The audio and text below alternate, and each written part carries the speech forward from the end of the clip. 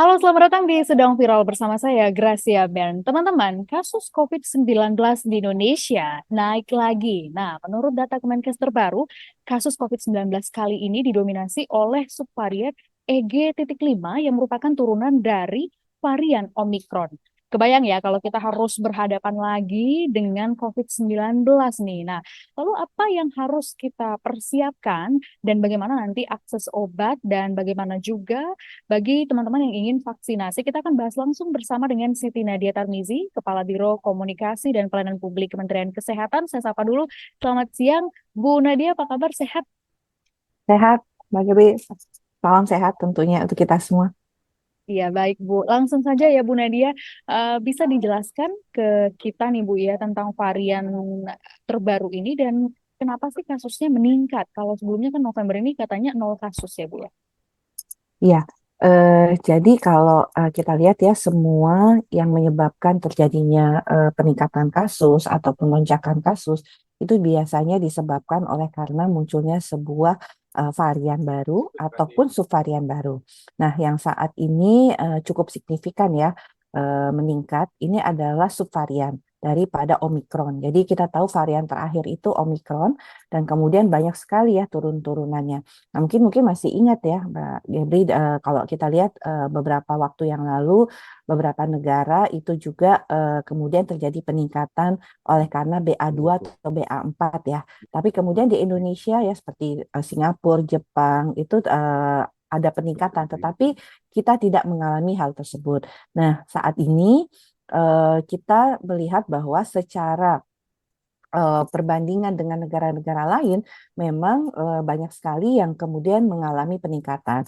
Nah, ini dikarenakan adanya subvarian baru dari Omikron yang tadinya adalah varian yang masih dimonitor-monitor atau yang disebut varian under monitoring sekarang menjadi varian of interest. Jadi pengawasannya lebih ketat karena memang membuktikan meningkatkan banyak kasus di berbagai negara. Nah, ini penyebabnya ini adalah ada varian EG5, kemudian BX1 5 yang juga sudah ada di Indonesia. Dan ada satu lagi sebenarnya varian BA2.4. Tetapi di Indonesia varian ini belum ada di kita.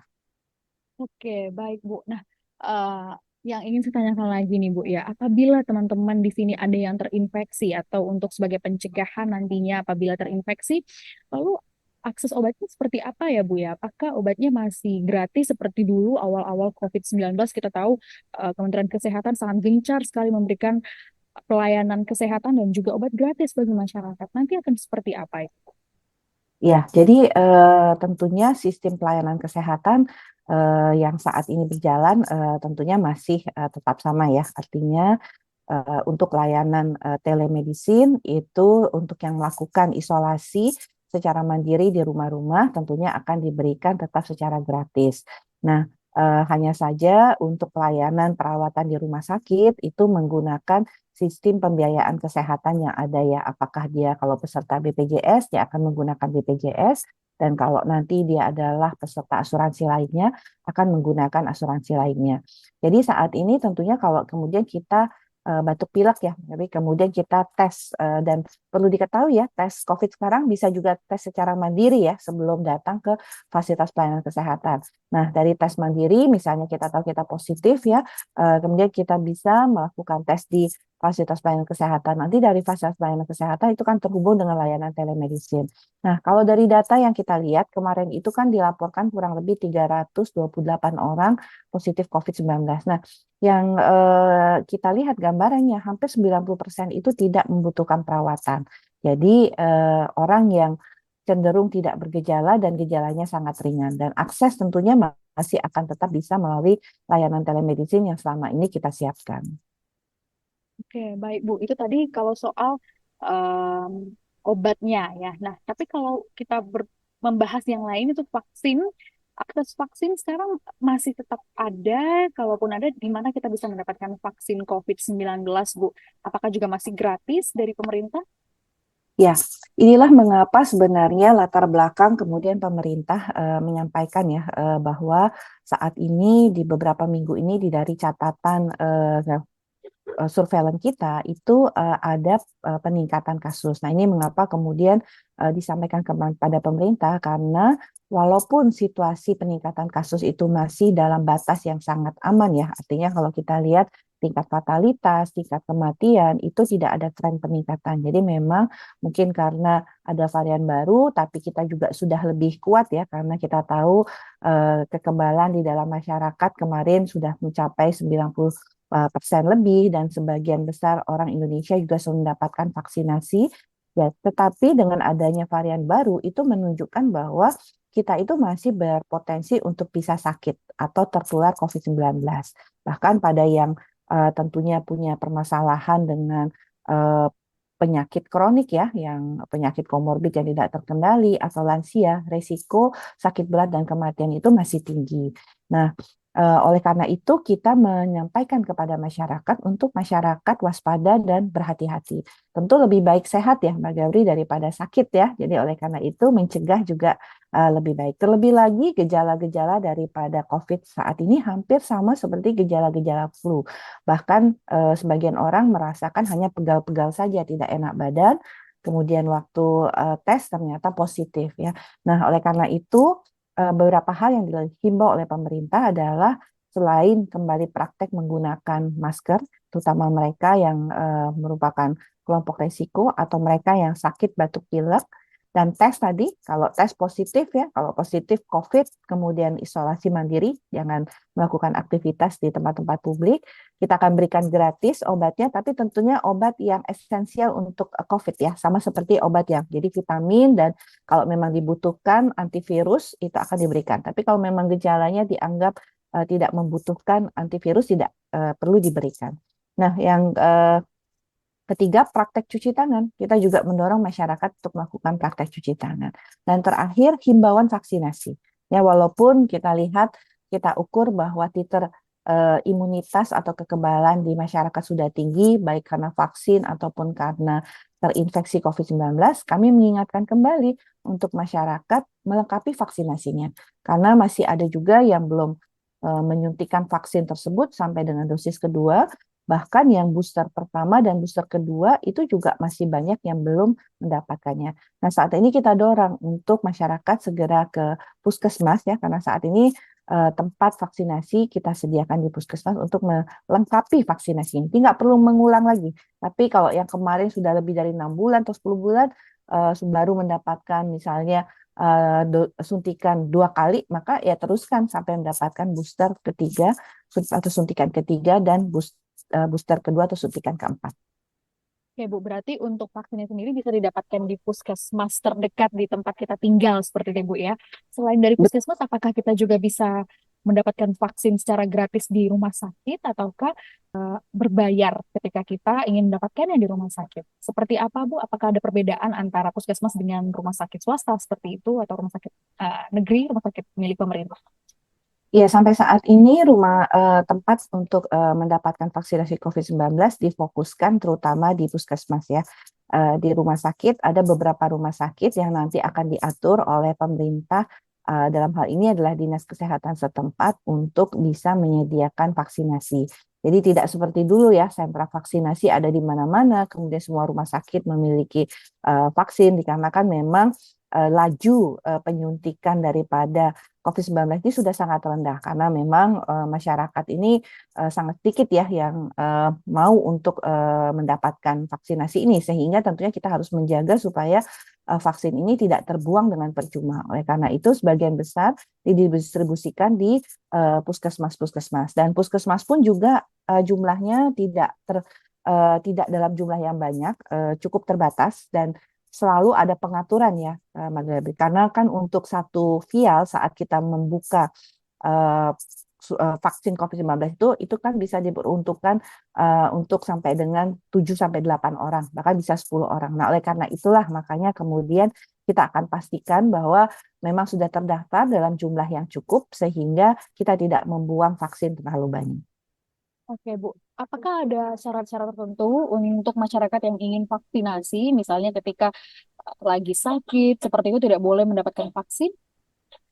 Ya, untuk syarat vaksinasi sama ya seperti sebelumnya ya. Tentunya mereka nanti akan dilakukan screening dulu. Kalau tensinya lebih dari 150 akan ditunda dulu, atau kalau punya penyakit-penyakit yang tentunya merupakan ya penyakit yang tidak boleh diberikan saat vaksinasi, tentunya tidak akan kita berikan vaksinasi. Atau kalau misalnya lagi demam atau lagi sakit lainnya juga tidak ditunda ya, artinya pemberian vaksinasinya. Jadi syaratnya masih sama. Dan vaksin ini masih gratis sampai dengan akhir Desember. Oleh karena itu, kita meminta agar menghimbau masyarakat ya untuk segera yang ingin mendapatkan vaksinasi memanfaatkan tentunya kesempatan ini. Dan tidak usah berpikir harus mengulang lagi ya, karena prinsipnya saat ini adalah melengkapi vaksinasi. Jadi lengkapi vaksinasi sampai dengan booster kedua. Oke, Bu.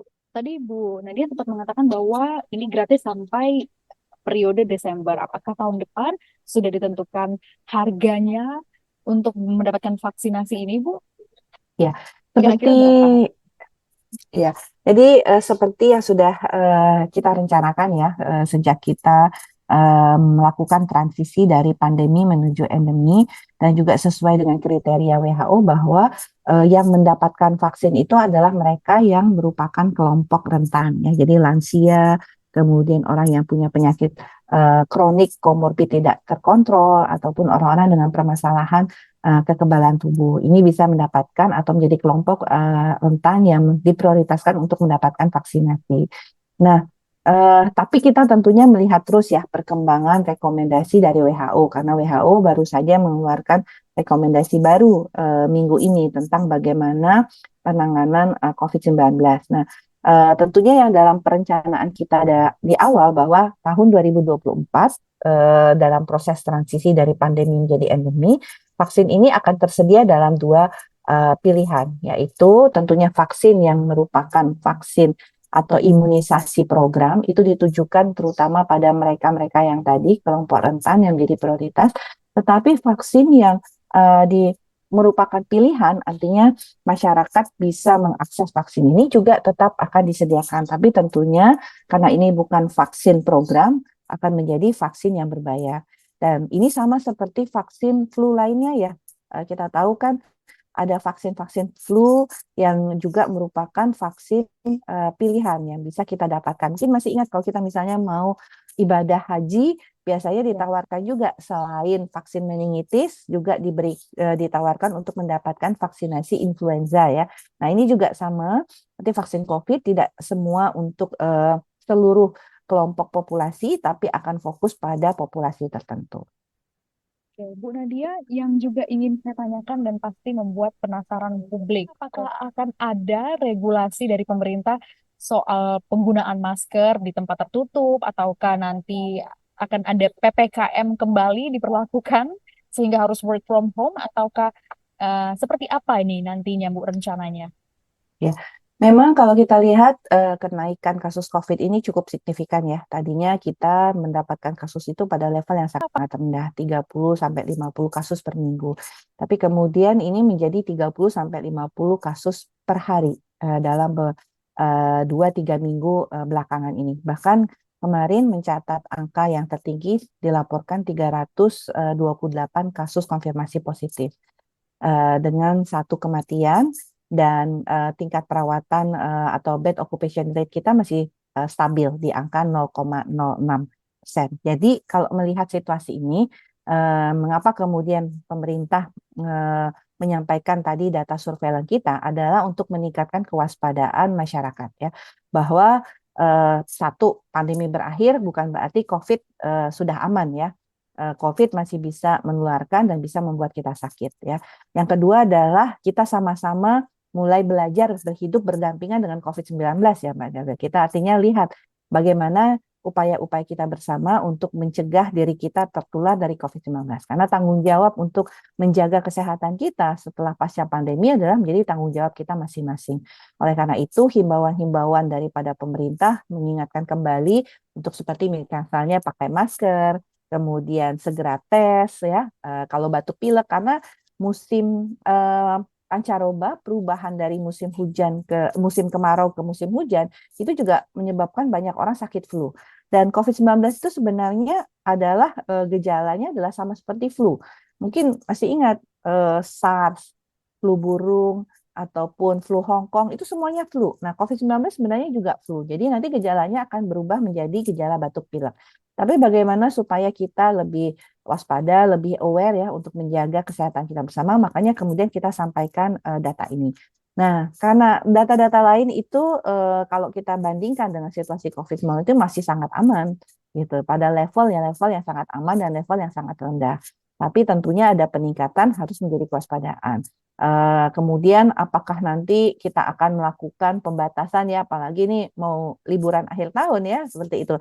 Nah, itu tidak akan dilakukan karena memang jumlah penularan ataupun resiko penularannya itu masih sangat rendah dibandingkan situasi seperti saat-saat bahkan sebelum COVID ataupun saat pandemi COVID-19. Levelnya masih sangat aman dan tingkat fatalitasnya juga stabil, tidak ada peningkatan ya.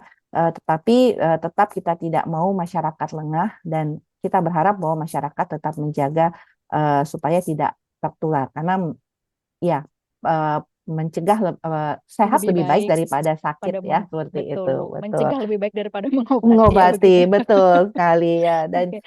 tidak perlu takut tidak akan ada pembatasan ya dari pemerintah, tidak akan ada PPKM, PJJ juga tidak ada, WFH dan WF karena semua ini sebenarnya sudah kita kaji saat kita melakukan pencabutan status pandemi. Dan kita sudah juga punya rencana-rencana mitigasi untuk mengantisipasi situasi, termasuk situasi peningkatan kasus seperti saat ini.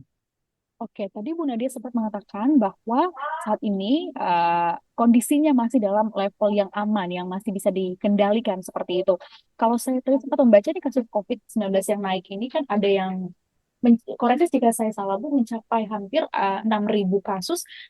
Level aman ini seperti apa Bu? Mungkin bisa diterjemahkan ke kita dari berapa jumlah tes yang sudah dilakukan? Ya, jadi untuk indikator ya, untuk kita melihat evaluasi daripada COVID-19 ya, pertama adalah jumlah kasus konfirmasi positif ya. Kalau kita lihat jumlah kasus konfirmasi positif kita, tadi dilaporkan 328 kasus ya. Kalau standar WHO itu jumlah kasus per 100.000 penduduk itu adalah kurang dari 20. Jadi kalau kita bandingkan kita masih 0,24 ya, masih jauh ya dari standar tersebut ya. Kemudian kalau kita bicara mengenai kematian, kematiannya itu kurang dari 1 per 100.000 penduduk per minggu. Nah, kita angkanya masih 0,001 ya.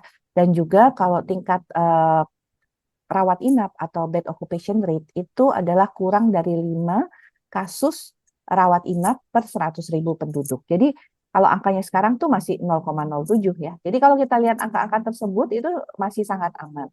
Tetapi tentunya peningkatan kasus yang tadinya dari 30-40 per minggu ini bisa menjadi kalau kita lihat ya 1.000 kasus per hari bahkan menjadi 328 per hari. Nah, ini tentunya 1.000 per minggu, mohon maaf, atau 328 per hari. Nah, ini tentunya tetap menjadi suatu kewaspadaan kita.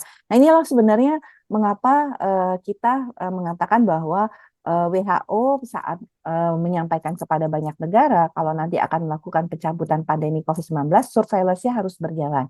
Nah, inilah surveillance kita ini yang kemudian kita sampaikan.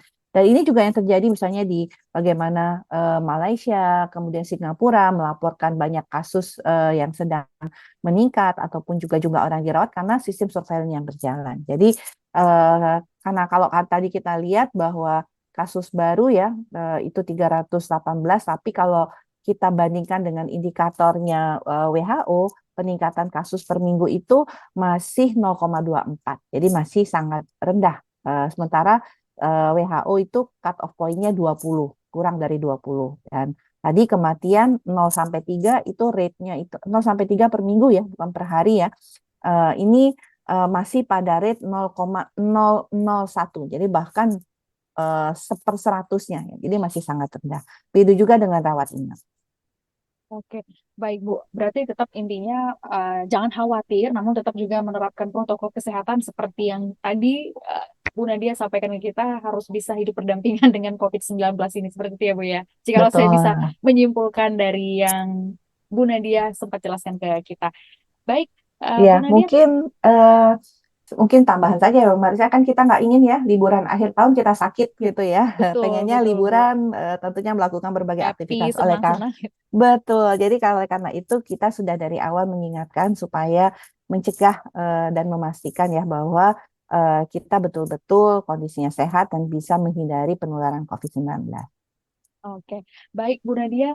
Terima kasih sudah dapat poinnya. Untuk teman-teman yang menyaksikan, bisa tetap tidak khawatir seperti itu, tapi harus tetap juga menerapkan protokol kesehatan seperti yang sudah dianjurkan oleh pemerintah sebelumnya. Baik, Gracia Ben, terima kasih menyaksikan Sedang Viral. Sampai bertemu di Sedang Viral selanjutnya. Sampai jumpa.